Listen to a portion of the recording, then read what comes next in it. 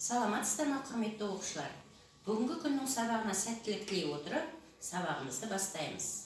Жаңа сабақтың тақырыбы бір атомда қаныққан спирттер. Сабағымыздың мақсаты: бір атомда қаныққан спирттердің атауы, изомерлері, алу жолдары, физикалық қасиеттері, химиялық қасиеттері және қолданылуы жайында білім беру. Спирттер молекуласындағы бір немесе бірнеше сутек атомдары гидроксил тобына алмасқан құмырсутектердің туындылары. Спирттердің жалпы формуласы радикал және гидроксил топтары. Спирттердің жіктелуі.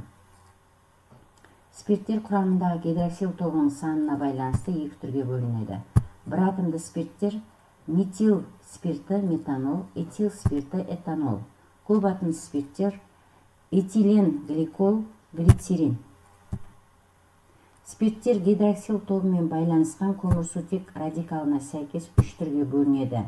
Қаныққан этил спирті, қанықпаған винил спирті, ароматты бензил спирті. Спирттер гидроксил тобымен байланысқан көміртек атомының табиғатына байланысты үш түрге бөлінеді. Біріншілік, екіншілік және үшіншілік болып. Бір атомды қаныққан спирттер бір сутегі атомы гидроксил тобына алмасқан алкандардың туындылары. Бір атомды қаныққан спирттердің атауы. ИУПАК халықаралық атаулар жүйесі бойынша спирттерді көмірсутектердің атына ол деген жұрнақ қосып айтады. 3 метил бутанол 2, 4-4 диметил пентанол 2. Изомерлері. Көміртек қаңқасының құрылысына байланысты көмірсутек тізбегіндегі гидроксил тобының орны бойынша классаралық изомерлену. Бір атомды спирттерді алу жолдары. Көмірсутектердің моногалоген туындыларын сілті қатысына гидролиздеу, алкендерді гидратациялау, глюкозаның спирттік ашуы, карбонилді қосылыстарды тотықсыздандыру. Алкендерді гидратациялау арқылы алынады. Бұл жолы енді мына құрылғыда көрсетіліп тұрғандай жылу алмастырғыш, араластырғыш, синтез колоннасы, конденсатор және газ бөлгіш құрылымдарының арқасында осындай гидратациялық реакция жүргізіледі. Глюкозаның спирттік ашуы реакциясы. Карбонилді қосылыстарды тотықсыздандыру. Альдегидтерді тотықсыздандырғанда біріншілік спирттер түзіледі. Кетондар тотықсызданғанда екіншілік спирттер түзіледі. Ацетон және пропанол. Физикалық қасиеттеріне тоқталатын болсақ, қалыпты температурада көміртегі 10-ға дейінгі спирттер сұйық, көміртегі 11-ден бастап қатты заттар, алғашқы үшеуі сумен кез келген мөлшерде араласады.